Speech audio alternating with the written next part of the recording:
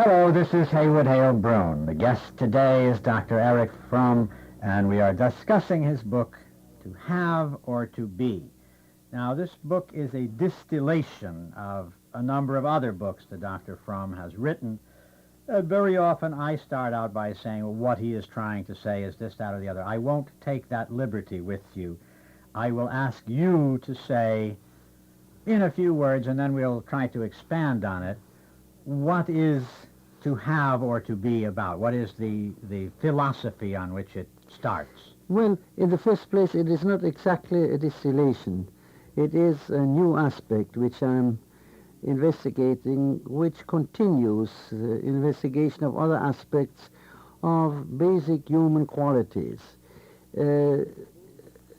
What I do in this book is to study two modes of existence.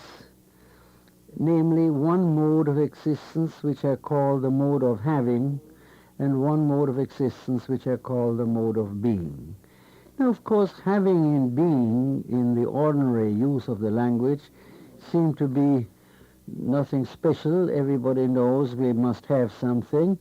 And about the word being, well, there is a great philosophical literature on being. There's thousands and thousands of books are written about it from a philosophical standpoint. But nevertheless, there are quite a number of thinkers who have made a clear dichotomy between having and being. By having, they mean, and I mean, an attitude where one wants to have, and wants to have everything for oneself, and more and more of what one wants to have. And one is then what one owns. I mean, there is that old saying, I think, therefore I am, and this it is, I have, therefore I am. Quite right. That leads to the feeling which one can express, I am what I have. And therefore, if I have nothing, I am nothing. If I lose what I have lost myself. I end up in having nothing and being nothing. Well, there is a splendid literary example of that. There is a short novel of Saki's called The Unbearable Bassington, in which the author says, if you were asked to describe Francesca Bassington, you would describe her drawing room, which is Francesca, and in which hangs the great painting by van der Meulen. Well, at the end of the book, her son dies. She has never really achieved a relationship with him, and she goes for consolation into the drawing room of her things, and there an expert tells her that the great van der Meulen is a fake, that this painting on which she had built her life is a fake, and so she is left, as you say, if you have nothing, you are nothing. Yes, and the being orientation is much more difficult to describe because it is rare today. In our culture, the having orientation is predominant. Everybody wants to have something. His security is based on having things, on keeping them, of having more. And that creates a greed because one can never have enough if one's being or if one's identity is based on having, because one can lose what one has. So I have to have more and more to defend myself against the possibility of losing what I have. And yet one is always anxious, because all one has, one can lose, as in your example. Well, I suppose that is also since so much of wisdom is contained in myth, the legend of Midas. Exactly. What he touches becomes money, and then it is Exactly. That is really the classic myth of the having. One dies from having. Now, there is a kind of having which you approve in your book, which you call existential having, which is having that much which is necessary for the maintenance of the simplicities of life. Exactly. That is not a having, as you say, which is based on greed, but having what one needs to live. And therefore, one's sense of identity is not based on that having. It is rooted in human existence, and even a saint will have a certain minimum to live. But he would be he would be having in an existential sense, as an outgrowth of human existence, but not in a characterological sense. that his main impulse is to have more, and that if he loses something, he is lost. Um Today it's a peculiar thing, even if you observe language today. Today people use less and less verbs and use more and more nouns together with I have. Today a woman says, I have a happy marriage. I have much love for my husband. I have a problem. That is to say, all things are connected with me as attributes of having, instead of saying, as one still did 50 years ago, and I remember it, I am sad, I'm confused, instead of I have a problem. In fact, I am happily married. I'm happily married, I love my husband, instead of I have a happy marriage. Mm-hmm. And of course, to have a problem is nonsense. There is no problem one can have. On the contrary, the problem one has one. Yes, yeah. One is possessed by a problem, but one doesn't have a problem. And the same, careful observers already in the 18th century, French writer de Marais saw this very clearly, how one says, for instance, I have an idea instead of I think. Mm-hmm. And we are so accustomed today that since the middle of the 18th century, this has tremendously increased. In my own lifetime, I'm 76 now, I can remember how different one spoke 50 years ago from now, where everything is having and where one avoids verbs. For instance, take another example. Somebody says, I have insomnia, instead of I cannot sleep. Or I do not have sleep. Or I do not have sleep. Well, now, an example that you gave early in the book from poetry was that Tennyson speaks of the plant which he has plucked from the cranny in the wall. That is, having the plant, he speculates about it, but whatever his speculation, the plant is now dead. He has it, and the Japanese poet who simply looks at the plant. And in fact, we don't enjoy anything which we don't have. Enjoying something in the act of being, namely seeing, is not enjoyment. I would go a step further. We really don't believe we enjoy something if we haven't paid for it. That the greatest enjoyment in this life one doesn't have to pay for. One just sits on a bench and looks out. Just the fascination with those expensive paintings by Rembrandt and others. Where you can say, this is the $3 million painting. Exactly, and people are impressed not because the painting is so beautiful, because it costs $3 million, or the salary, the way of an actor, of a newspaper man.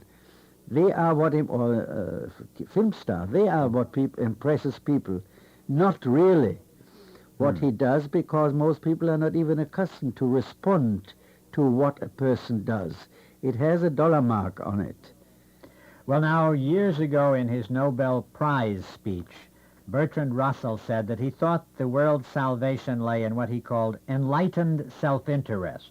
Now, that's a subjective phrase, because what is enlightened and what is self-interest? But he felt that acting within a system already existing, we could modify it. It is your belief, I gather, in To Have or To Be, that to modify it is not enough, that there must be a shift toward an entirely different way of looking at things. Yes, that is perfectly true. One cannot, well, if I spoke theologically, one cannot modify the devil. Mm-hmm. It's a choice between the devil and, if you speak theologically, God, or between one aim or another aim.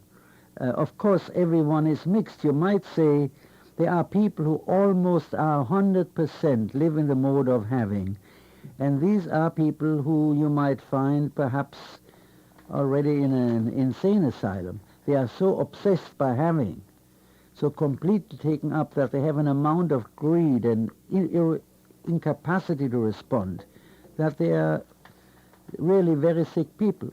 And you might say there are people who are almost 100% in the mode of being. They are what we call saints. If you take a description of Christ, then he is a person who who wanted to have nothing, and for him having nothing, sharing what he has with the poor, sacrificing his life that he has out of love for his fellow man, that is an extreme state of being. And we admire these people, strangely enough, but we do not practice what we admire. Well, we admire them, but is it not a sophisticated and perhaps incorrect view? For example, the saint, like a simple religious brother with a begging bowl and a habit, is often accused of the sin of pride. In other words, that he is his very humbleness is a kind of pose, a kind of sin. Yes, that is perfectly true. In fact, in Catholic theology, there's a lot of wonderful things which are said about the psychology of the so-called very pious person. I think of a writer who is one of my favorite writers, Meister Eckhart, who in a beautiful way debunks all the people who think by doing good deeds and hoping thereby they acquire God's response. He calls them, they are all asses. Mm-hmm. And there is nothing religious in that. It's just a show. That is certainly true. And this is perhaps one of the interesting problems of religious psychology, where you have the genuine thing, a person who really gives and isn't aware of the fact that he does anything specifically. For him, the mode of being, of sharing, is that which satisfies him most, and it is the most pleasurable for him. While all for the person in the mode of having, this seems like something almost out of the world, which must be terribly difficult. It isn't really difficult if one has a different kind of orientation. Well, as the listener can understand, we have simply at this moment dropped a Japanese paper flower into the water, and it's beginning to open, and there are going to be a great many more complications to discuss before we're through talking to Erich Fromm about his book, To Have or To Be. In the sense of being, it need not be, as you have said in the book, and as we were just discussing, a kind of tremendously ascetic life. It is simply a life which is based on experience rather than acquisition. Would that be a fair statement? It's a perfectly fair statement. It's not ascetic at all. I could quote again Meister Eckhart.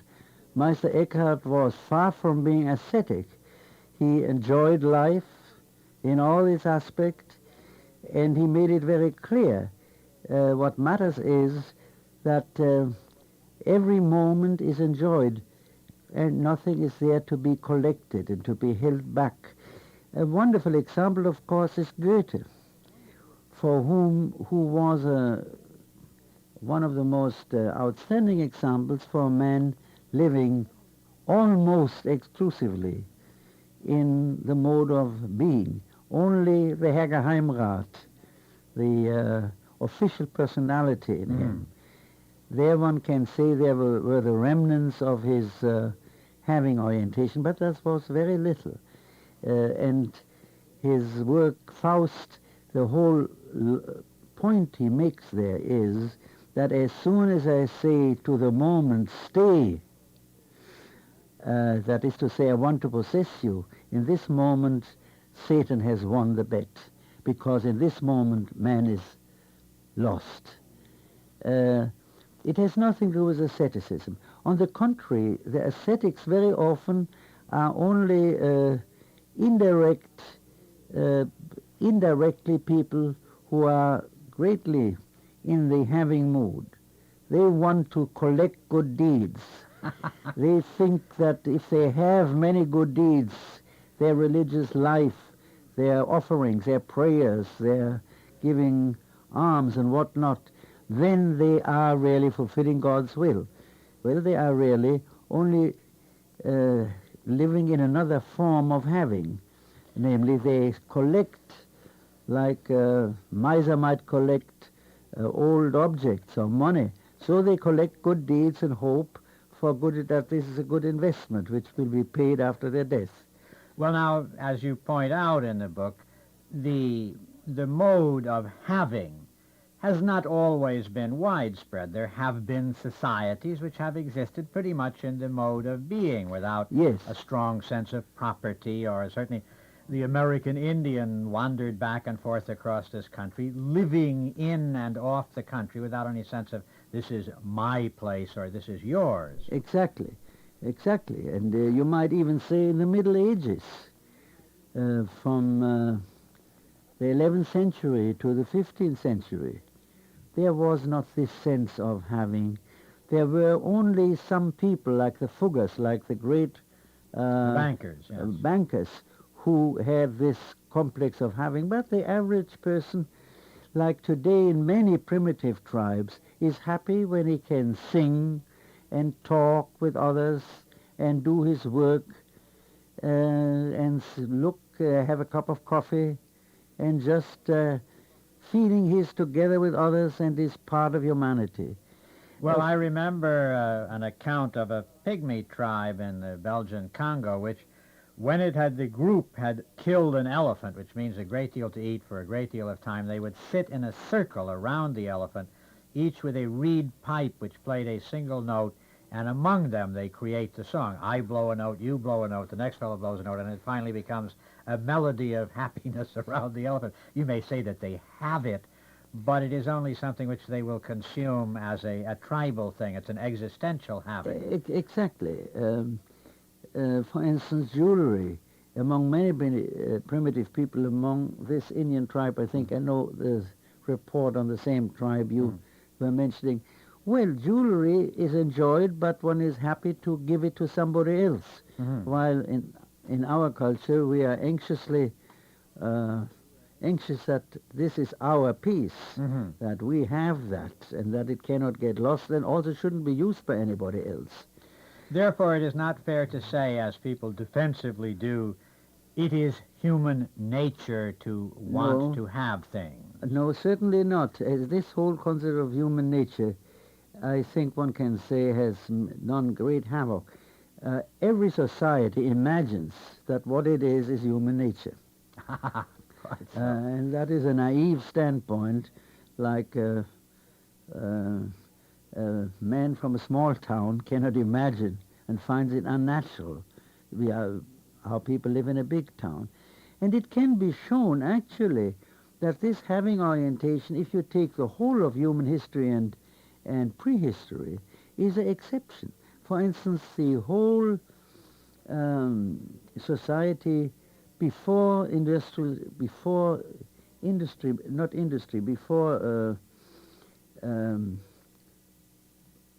exploitation began, before one began to build cities, that is to say, the Neolithic society of primitive agriculture.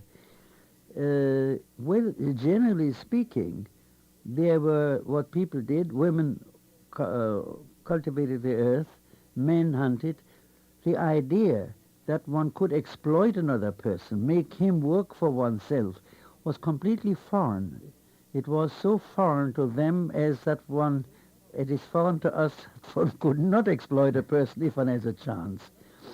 And Well, I that must wa- say, let me just interrupt you for a moment because it's in line with what you're saying. Bertrand Russell, in that same speech I spoke of earlier, Yeah. said that in a hunting society, everyone was busy all the time, and he rather thought that when agriculture was invented, the women did most of the work, the men sat at the door of the hut, invented philosophy, and our troubles began, because man then began to speculate on his role rather than simply by being.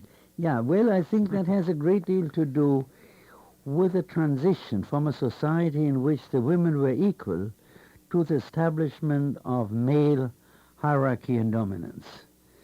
As far as I can see from the literature, there was the society up to the third millennium, women were essentially equal, and if not in some matriarchal societies, superior.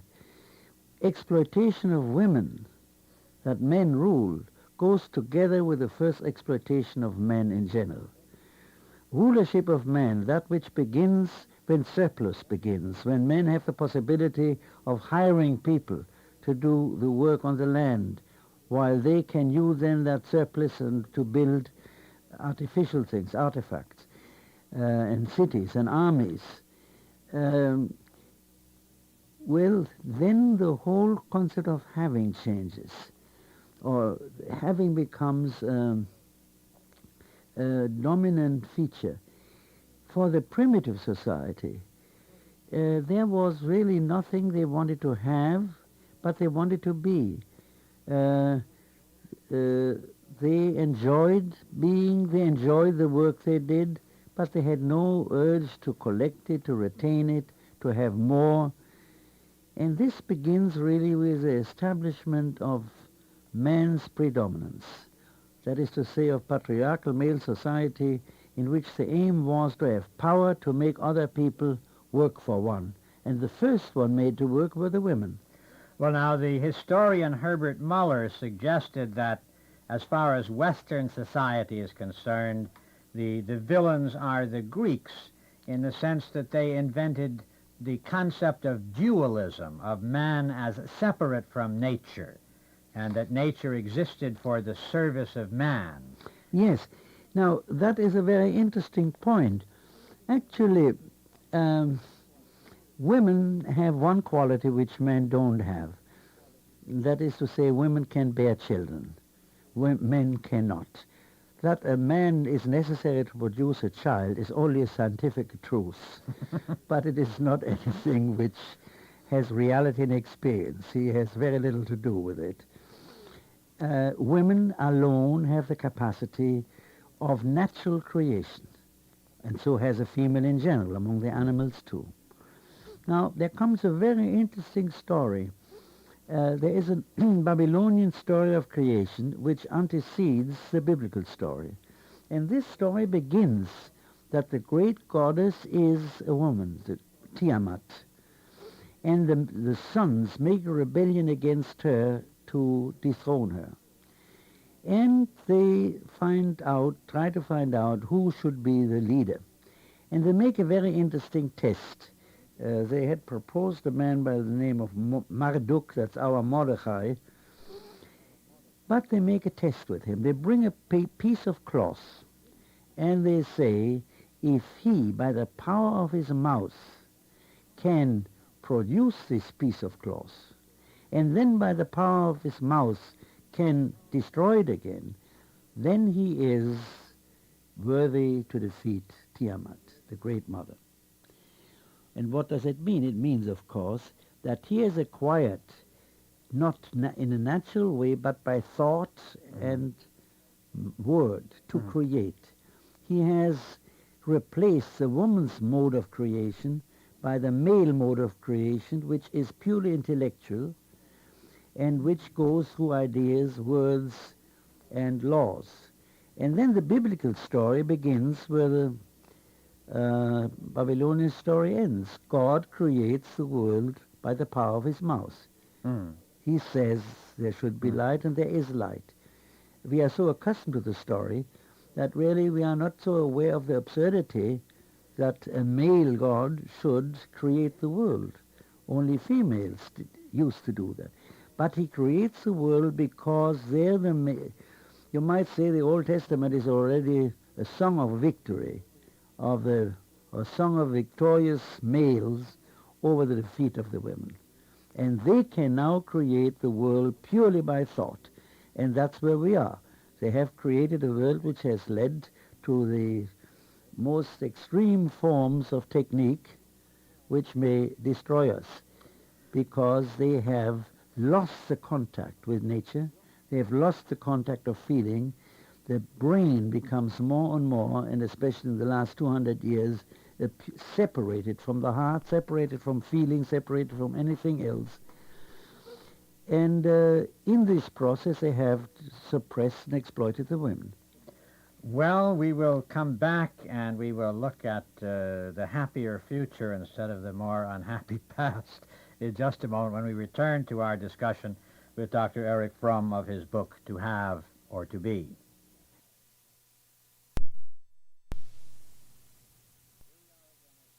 Here we are again, as promised, talking to Dr. Fromm. If it is true that these legends that we have been talking about indicate an unhappy direction, you suggest in your book that that direction was accelerated, at least in Europe, by Martin Luther, Yeah. who took the spiritualism of religious belief and set it to work as part of the exploitative process. In other words, it's been suggested by some that as a psychoanalyst may have an attachment from the patient to him which he can transfer, that Luther took the attachment of the love of God and transferred it to the Elector of Brandenburg. In other words, you should serve the state because by serving the state you serve God. Yeah. And therefore all that the state wishes in the way of making, of building, of having, has the blessing of religion. Yes, and he has removed the feminine elements of the Catholic Church. The Catholic Church has in itself very markedly also feminine element. The all-loving Mother Church, the Pope, the priests, who are on the one hand, of course, male authorities, but at the other hand, they are the all-forgiving, all-merciful mother figures. And that has made the Catholic Church so very impressive and so very important. While for Luther represents essentially the fatherly principle, the principle that of law and justice as a principle of mercy and love. Well, you did say in your book that the great difference between the mother's love is uncritical. It exists in and of itself, whether Yes. you disappoint, whatever you do, it is constant. The father's love you equated with justice. Yes, the It mother's can be love. lost, it can be regained. Yes, the mother's love is unconditional. A mother loves her child because it's her child. If mother loved their children, especially when they are very small, only if they are nice, if they are good, if they please them, most children would have died. Of course, I speak here speaking of mother, not of the ideal type as it runs through history. There are many mothers who are very unloving. Oh, I should suspect that a great many psychoanalytic patients begin by saying, Yes. my mother didn't love me, and if she didn't, who will? Yes. And of course, somewhat of a fetish is made of that too, because my mother didn't love me. Well, all right, so what? Yes. Very often one must also ask oneself as that goes, well, sometimes the mother doesn't love a child because the child is very unlovable. Yes. The child is not that innocent. The child has already its character when it is born. But that is another empirical matter. But throughout, let us say, in historical terms, motherly love was also the love which was biologically necessary, namely a love which didn't ask, you must deserve that I love you. While patriarchal male love had to do with the social structure. The father asked, who deserves to be the inheritor of my possessions? The boy who pleased him most, who was most like him. And so in patriarchal societies, and you see it very clear in the Old Testament, there's always a favorite son.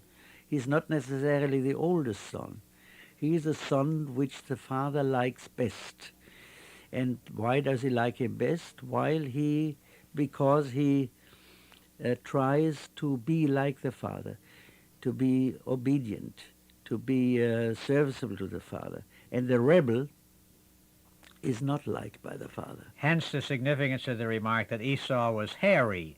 He did not resemble the father. Exactly. Well, now, one of the early suggestions of a society of being rather than having was, at the end of the last century, the writer Edward Bellamy, in his book Looking Backward, suggested some of the things that seem part of your society, which is that everybody would get about the same amount of money. They would have existential having. You would have about the same economic circumstances for everyone, except that Bellamy, I suppose rather cynically, presumed that there must be some sort of competition. And you remember people competed for little ribbons. You could Yes, compete yes, and you yes. got a little ribbon to wear. Yeah, So that he did not wish to give up all of the having. You would have your Yeah. ribbons.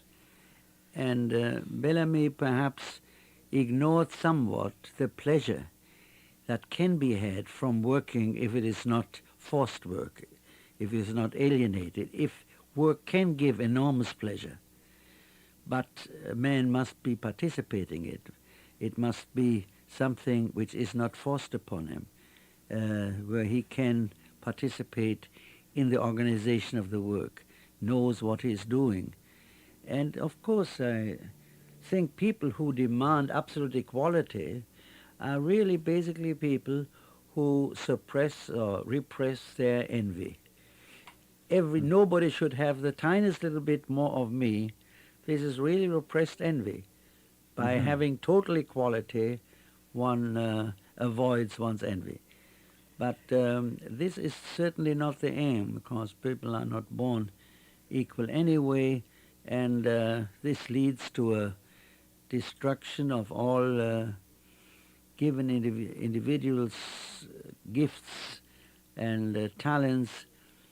What matters is really each person can enjoy what he is doing, and work is not forced labor.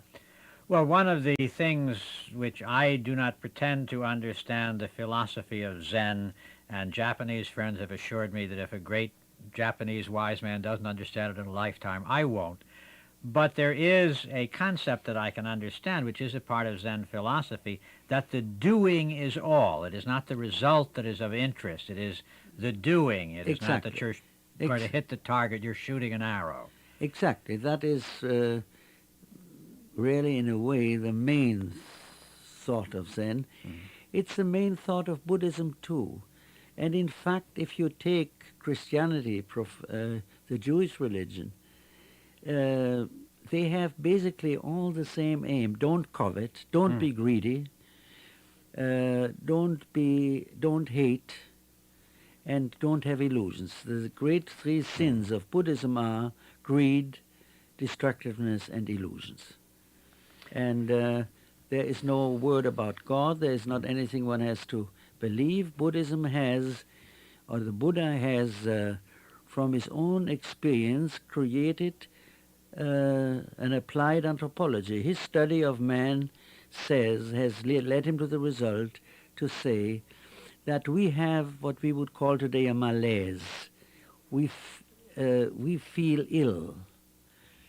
And that's what is expressed there as suffering. The word suffering is not quite what he meant.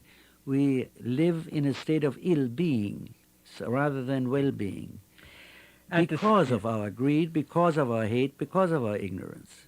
But at the same time that the Judeo-Christian scripture tells us not to covet, it also confusingly tells us the story of the talents and the servants who, one servant, you remember, goes out and makes a great deal of money with the talent, and it is that servant who simply buried it and then returned it who is rebuked. That's quite true. In this respect, Buddhism is much more radical and much more uncompromising than a good deal.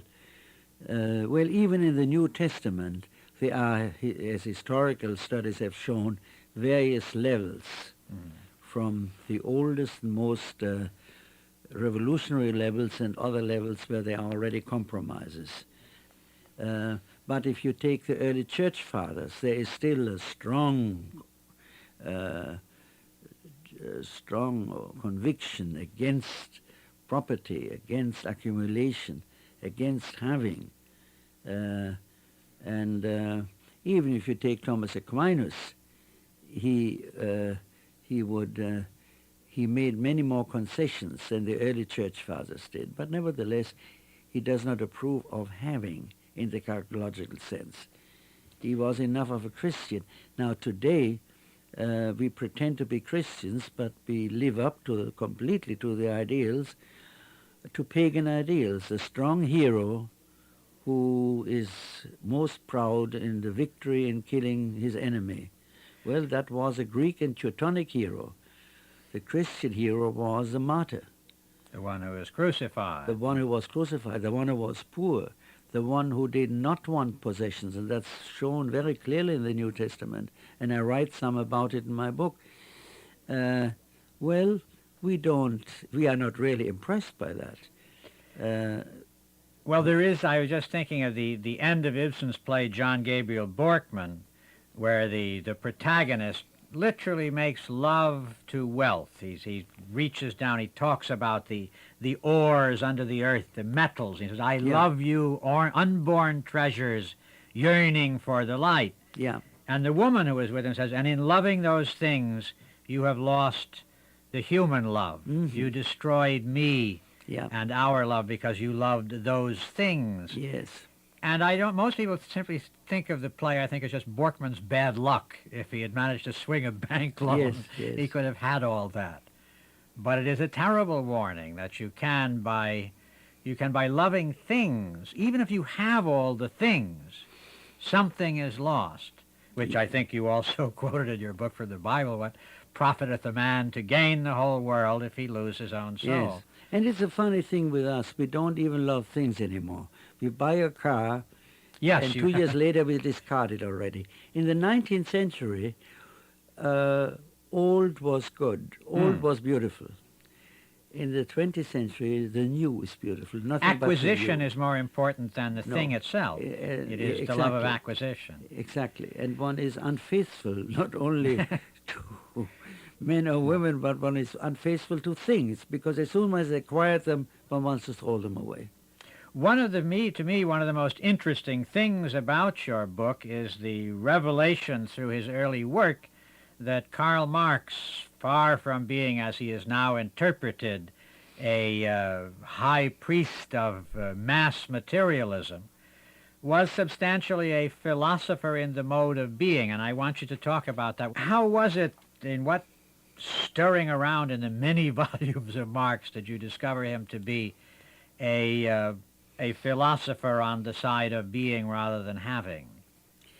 Well, Marx, one has to say first, there are few writers which have been so completely distorted, almost immediately, partly already by Engels, as Marx was. But of course then the communists and the social democrats have distorted him in exactly the opposite. Schumpeter, the great economist, once wrote, if somebody had discovered Europe at the time of the Inquisition and had, because that was called Christians, said the teachings of Christ were expressed in what the Inquisition did, this is about the same as concluding from the Soviet Union what Marx is. Marx was basically a religious person. He was in the embarrassing situation that he had to fight against the church. And so he didn't use these words. He was in fact allergic against all words which were used by people who want to establish religion and in a way by that delay real changes and progress in the social situation. But Marx himself said many times, if you are much, then you must have little. And if you have much, then you are little. This is one of the main topics. And in fact, the whole concept of Marx, as far as religion is concerned, has been very much misunderstood. There is a famous saying of Marx, opium is, religion is the opium for the people. Well, today one could say perhaps sex is the opium for the people. But what he meant, and if one reads this sentence in the context, is something quite different. He said religion fulfills needs of man, but it fulfills it in such a way that they are not really fulfilled, because we have a life, a social life, which is completely irreligious. In order to preserve some of the possibilities of fulfilling the legitimate religious need, we build a church. So the church here conserve some of the legitimate needs, but separate from real life. And Marx's idea was we must fulfill the real life of society with the religious values of truth, in which the development of man's functions, of man's faculties, is the supreme aim of all social society, of all social life, and not the state, and not production, and not consumption. And then we will have a society which is in itself the fulfillment of these religious values and does not need a religion apart anymore. You might say Marx's atheism was a religious atheism, in contrast to the bourgeois atheism, which said, to the materialistic atheism, which said, all that is nonsense. If we have our fun and our pleasure and eat and drink well and have everything else, that is life. That was the atheism of the 19th bourgeois. Well, it is, of course, a word from psychoanalysis which irritates all who are not analysts, which says that gratification is different from joy. And what you get from the bourgeois atheism is gratification, which immediately requires another gratification. Exactly. Exactly. Gratification is really a very modern concept. There was, with the exception of Aristippus, in the classic philosophy, nobody who was in favor of gratification as a purpose of life. But what they meant by pleasure was the fulfillment, a very special pleasure, namely fulfillment of man's wish for knowledge, of contemplation, or at least of not suffering. And the Freudians have to a large extent taken over the very modern bourgeois concept that the meaning of life and the aim of life is gratification of all senses, and that people suffered from inhibitions of that. Well, 50 years ago they said people were sick because they had suppressed sex. Mm-hmm. Today you might say, if anything, they are sick because sex is the only thing they have got, and they confuse completely sex with intimacy. They have nothing to do with each other. People remain, sexual connections, two people remain as strange from each other, and on the other hand, two people may look at each other and may even touch the arm of the other, and there might be a tremendous tenderness and intimacy in this little act. But sex itself doesn't bring about intimacy at all.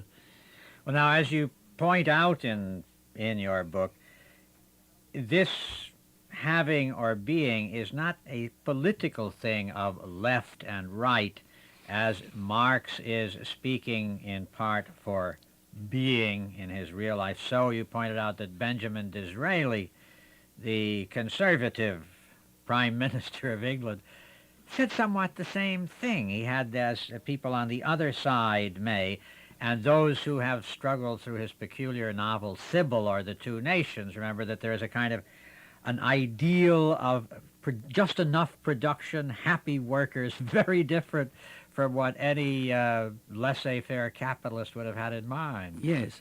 In fact, I think, glad you mentioned this, I think the camps are completely wrongly organized. There are many people who are conservatives because they really hang on to the deep values of our Western culture and believe or are persuaded that the conservative parties who speak that way will in fact also have a policy which tends to realize this. And there are many liberals and leftists who have the basic same values and express them in political terms, maybe of socialism or some other ideology. But these two camps are basically very related because they have the same human aims. While on the other hand, there are many conservatives who are just using conservative formula for the naked exploitation of others, and many leftists who basically are not different, who basically also believe the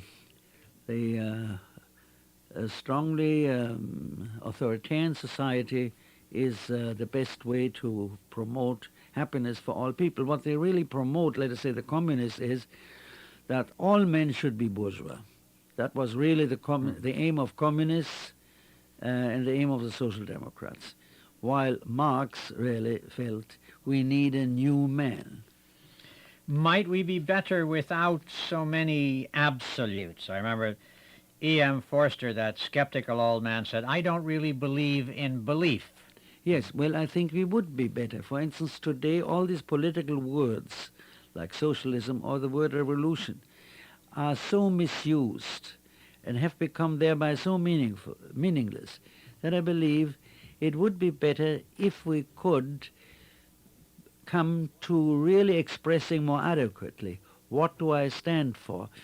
A great Frenchman, Abbé Pierre, once said, there's only one difference between men, those who care and those who don't care.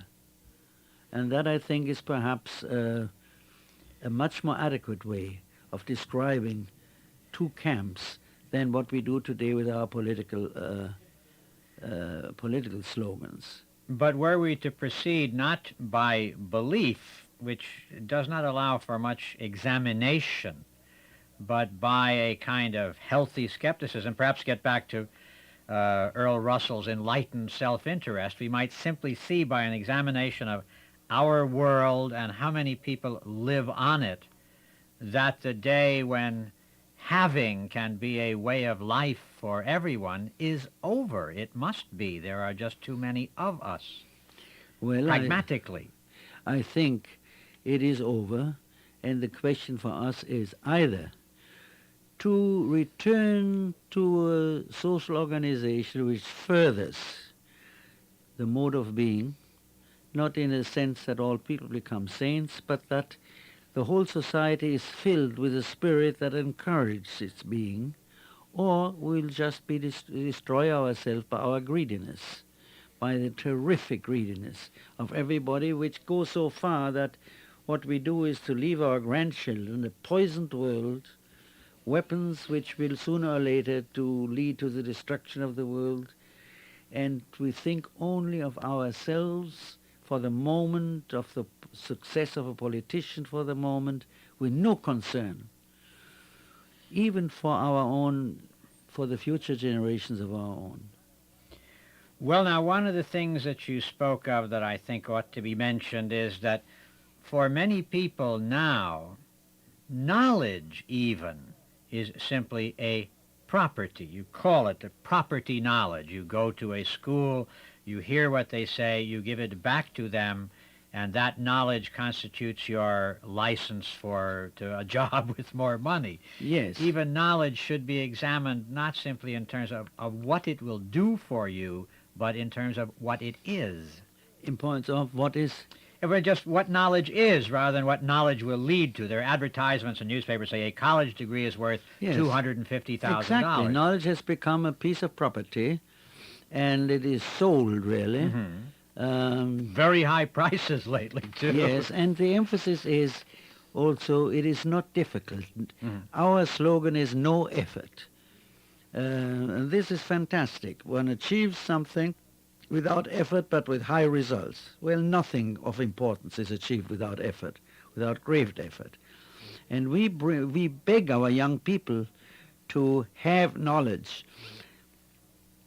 without making great efforts. That is because then they have got something and they can be used for industry, and their real intelligence and capacity for knowing is reduced to a minimum. Well, one thing we haven't got into and we won't get into, I urge people to go and find out about it for themselves. Toward the end of To Have or To Be, Dr. Fromm has a number of suggestions as to how we may not easily but sensibly move from the mode of having to the mode of being. Go out and get the book and find out how and begin to work your way toward it. It may be achieved by your grandchildren if we're fortunate. In the meantime, I thank Dr. Erich Fromm, the author to have or to be, for being with us today. Thank you. You've been listening to Haywood Hale Broun. Woody will be back next time with more interesting guests. The Haywood Hale Broun Show is brought to you by Prevention, the magazine of better health.